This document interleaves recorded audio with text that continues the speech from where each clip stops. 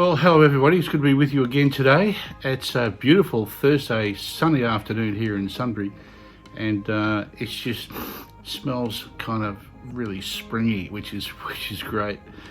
I just want to pick up a couple of thoughts out of last Sunday's message by Joel, Pastor Joel. Great message, and I hope you've taken it to heart. And there's probably a lot more in the Bible study than you ever could get through in one sitting at Connect Group. But he chose this particular passage for several reasons, and probably couldn't, in the space of one sermon, get to explain everything to you that was on his heart.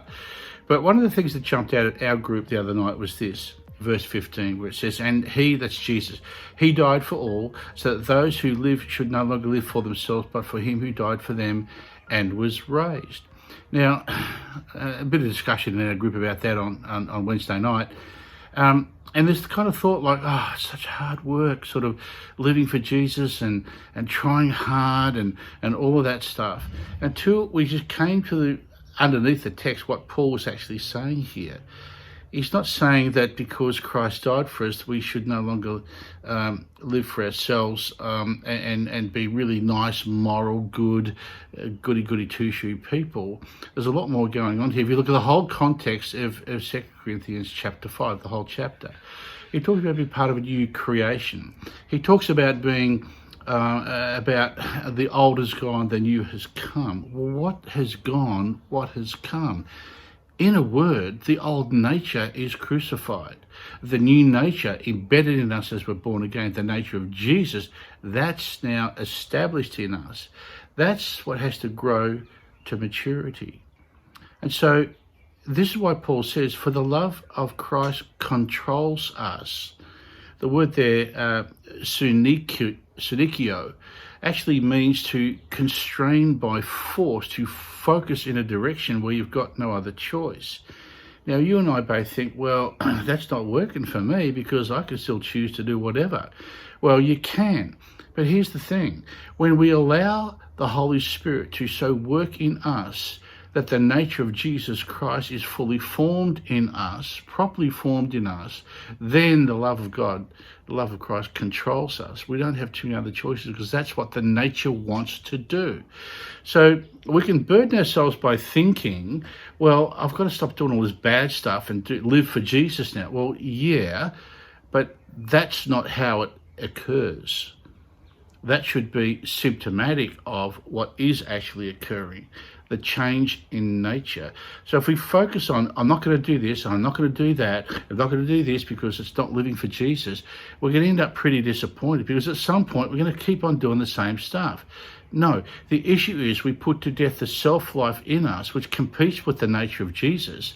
We allow the nature of Jesus to become so strong in us that we just don't desire to do that stuff anymore. That's living for Jesus, living for him who died for us and who was raised from the dead for us.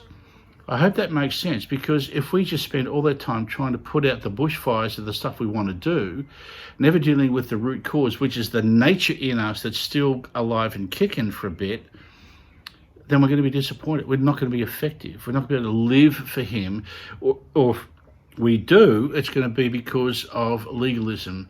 I don't do stuff because I'm a good person. Doing that stuff doesn't change the nature that's competing with the nature of Jesus in us. Paul makes this point, Romans chapter 8. We have an obligation, it's not to live by the sinful nature anymore. Because if you do that, you're going to die. It's just not going to work. So I want to leave this thought with you today, that we should no longer live for ourselves, but for him who died for them, us, and was raised. We were raised in baptism. The nature of Jesus has taken hold. We now need to let the Holy Spirit refine us to put to death the self-life more and more, so the nature of Jesus in us is what controls us. This is what Paul's saying. For the love of Christ controls us. It constrains us in a particular direction. If you want to live with a dual nature, you'll always default to the one that's soulish, not the new nature of Jesus in us. That's how powerful sin is. So today I hope this is food for thought, that the love of Christ controls us now. because Jesus died for all. Old nature is gone, and he was raised for all as well, those who believe in his name.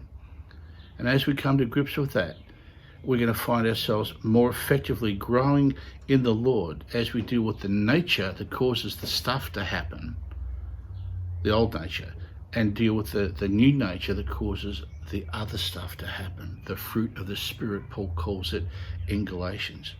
Well, I know that's a lot to chew over in one little session, but I want to just leave that thought with you. Keep putting to death the self-life, the soulish nature, so that the Holy Spirit can bring to life fully in us the nature of Jesus.